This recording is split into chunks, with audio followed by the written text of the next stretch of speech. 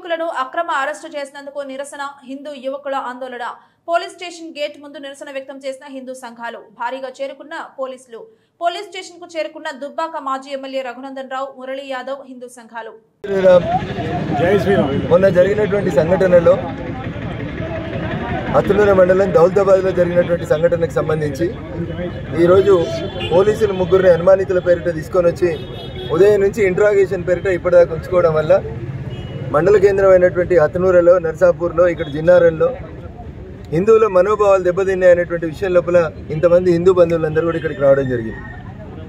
నేను పటాన్చెరు డిఎస్పీ గారిని కలిసి చాలా స్పష్టంగా ఒకటి చెప్పాను. విచారణ పేరిట ఉదయం తీసుకొచ్చి సాయంత్రం దాకా కూర్చోబెట్టడం, ఇంట్రాగేషన్ చేయడం, 30 డిగ్రీలు ప్రయోగించడం అనేది మానేయండి. టెక్నాలజీ పెరిగిపోయింది. మీ దగ్గర ఏమన్నా వీడియోలు ఉంటే ఎవరన్నా దీంట్లో మీకు అనుమానితులుగా కనబడితే మీరు చెప్పండి, మేమే వాలంటరీగా వస్తాం. ఎందుకంటే హిందూ మతంలోనే పరమత సహనం ఎక్కువ ఉంది.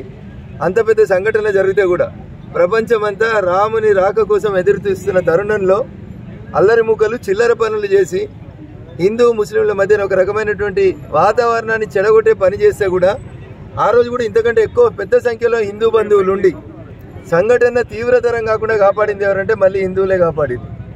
కాబట్టి ఈ సంఘటనని మానవతా కోణంతో చూడడంతో పాటు అక్కడ నిజంగా పొరపాటు ఎవరైనా జరిగితే దానికి సంబంధించి ఇన్వెస్టిగేషన్కి మేము సహకరిస్తామని చెప్పినాం.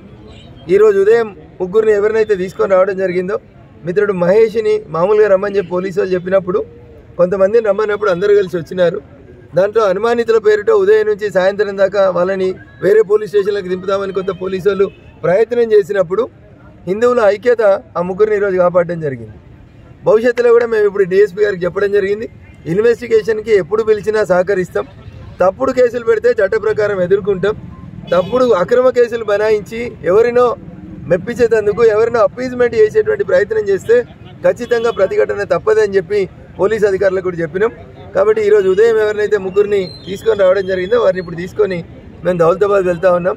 సహకరించినటువంటి మీడియా మిత్రులకి, ఇక్కడికి వచ్చినటువంటి హిందూ బంధువులందరికీ కూడా పేరు పేరున శిరస్సు వంచి నమస్సుమాంజలి తెలియజేస్తాం.